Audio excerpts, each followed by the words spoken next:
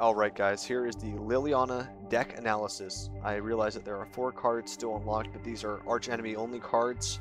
And I mean, you just kind of pick and replace what you want. Loses 3 life. I mean, this would probably replace Consume Spirit. Each player discards a card. You draw a card for each card discarded this way. Probably replace Mind Rot. And player stacks a creature, put a 2/2 zombie out. That probably replaces something like Coag Sickness or something.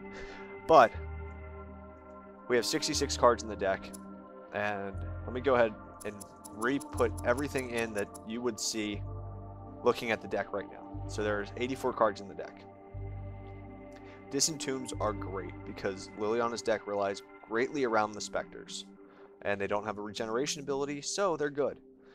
Quest for the Gravelord is kind of iffy. I don't know where it's going to stay yet, but the rack I don't like. I realize that you're trying to keep your opponent down to as few cards as possible, but if you don't have a Spectre out, they're going to be holding lands late game. I mean, if you watch the games that I'm going to post up later, this one will probably go up before any of the games go up.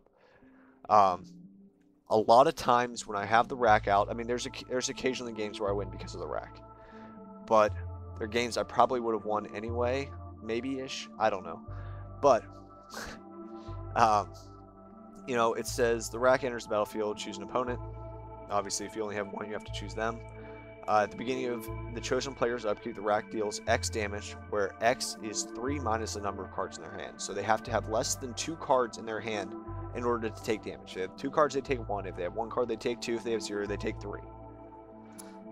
So, I mean, obviously you try and keep their hand down, but if you don't have a Spectre out, you're not doing it anyway. And if they have something out that's blocking your Spectre from getting through, you're not doing it anyway. Let's get rid of these.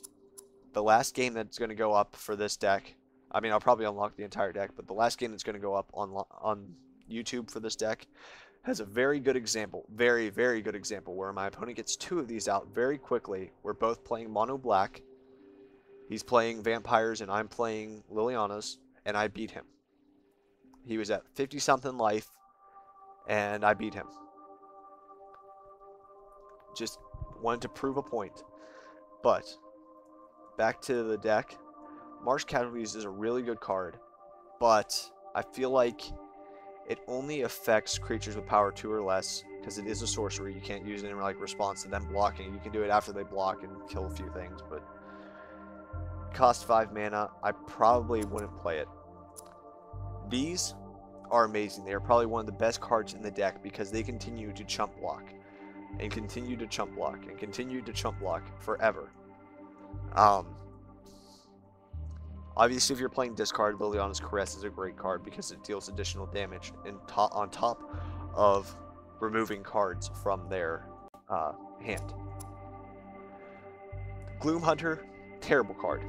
You do not want to play the Gloom Hunter. It costs 3 mana for a 2/1 flyer. This costs 3 mana for a 2/2 flyer that has an awesome ability. Liliana Specters are really good because even if you play him, they discard a card and you chump block, you're still making it a 2-for-1, and it's good enough. Not chump block, but actually block. But Underworld Dreams, I feel like you don't really have anything that causes your opponent to draw a card other than the Bloodthirst Demon, and it's only 1 life, so it's not really worth having in the deck. These guys I don't like. I realize that your entire deck is around keeping cards down, but they're always going to be a 2/2 for 4 mana. Always going to be a 2/2 for 4 mana, because as soon as your opponent gets the opportunity to go, they're going to hold a card in their hand, and unless you're holding a Mind Rot, you're going to have a 2/2. You're going to hit them, they're going to go back down to 0 cards, they're going to draw a card, unless they can kill it. I mean, there's a lot of games where, I mean, I could have won because of, or I won because of this, but now we don't play a lot of creatures, but you're forcing your opponent to discard cards, and usually they're the bigger cards in their hand. So Mortivore is a great card to have in the deck. This guy, not really so good. He's a 1/1 flyer for 4 mana that gets bigger whenever a creature dies. This card I thought did something completely different. And the way the decks play, you do not want this card in your deck. It says target player chooses a card in his or her hand and discards the rest. By turn 5, your opponent probably only has 3 cards in their hand, maybe 4, maybe 5. And if you're paying 5 to discard 4, that's great. If you're paying 5 to discard 3, you're paying 5 to discard 2, and you're like, and they're holding the card that they want to keep. It's not like they get to randomly pick a card. So I would probably get rid of that. Obnixilis, probably not in the deck.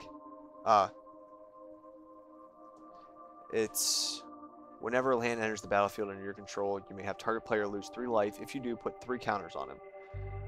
He's a big, scary card. You play him turn 6 with 5 lands out, and you drop the extra land. But I mean, that's in an ideal world. If you draw him late game and you don't have the lands to play, or he's just sitting in your hand early, I don't like him. I mean, like I said, he is big. We don't play any of the lands that do multiple flips. So like if we were playing like Terramorphic Escape or Terramorphic Expanse, that's the card, Terramorphic Expanse, or like a Pain Land or something where we could pay a life and play a land, pay a life, grab another land after sacking that land. That'd be fine because we can make him bigger, but with just normal swamps and us playing 1 every turn, it's not really worth it. So that leaves us with 1 more card in the deck to unlock. I kept him in here, or he's the last card that came in. I actually haven't read it that well, but Massacre Worm enters the battlefield. Creatures your opponent control get -2/-2. This is to replace the Marsh Casualties. That's why I took the Marsh Casualties out earlier. When I saw that card, I was like, okay, Marsh Casualties needs to come out. Because it does the same thing. It costs 1 more mana.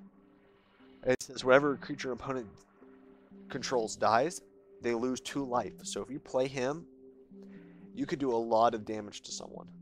You know, if they've got a lot of 2/2s out, or if they've got a lot of 1/1s out, like if you're playing elves, this rapes you. This rapes them. Absolutely rapes them. I mean, this is your board control here. I mean, you're probably going to win the game just off the loss of 2 life. This is really good because it helps keep you in the game, or if your opponent's at a low enough life total, you can just kind of let them draw out, or give them an opportunity, or give you the ability to use a discard card later in the game, like when they're at 0 cards and you've got a Mind Rot. You can just be like, you lose a life, you draw a card, and we'll Mind Rot you. So they didn't get to do anything. But we have 1 more card to get rid of, and I'm not really sure where it would be. I feel like the 1 Consume Spirit is probably what I would get rid of, but on the other hand, I feel like this is probably one of the weaker cards. So I think I'll probably get rid of 1 Unholy Strength, but still leave 1 in there. Because Quest for the Gravelord is really good. Once 5 creatures are dead, or once 3 creatures are dead, you get a 5/5 black zombie. That's really good. I mean, it takes a little bit of time to activate, but it's still, I mean, you get it out turn 1 and you're like, turn 2, Doomblade, turn 3, Liliana Spectre, and chump block one of your creatures, turn 4, a 5/5. And you're ahead in the game dramatically, and you didn't spend any money on turn or any mana on turn 4, so you can still Mind Rot or play, you know, Moan of the Unhallowed, which is a great card because of the flashback ability. And the 2-for-1. You get 2 2/2s for 4 mana, and then you can use it again and get 2 2/2s for 7 mana. But most of the time, late game, you don't really care. This is great because obviously you're mono black, so it's a kill card. Beacon of Unrest can target either your graveyard or your opponent's graveyard, so it's good. And Word of War just kind of speaks for himself. Grave Titan speaks for himself, kind of has to stay in there. He's a great card. But yeah, that's the list I play with her. She's really good. Rapes Kiora's deck. I'm probably going to post up a lot of videos of me demolishing Kiora's deck. Probably a lot in the same video. Probably like a half hour of me just wailing on Kiora. But that's this deck. So we'll go ahead and save the changes here. Back out. Anything that gets unlocked after that I probably won't use. And the next one we'll probably work on unlocking is a Johnny's or Ral's, because I really want to play Ral. Because Ral looks like a lot of fun. But we'll end it there.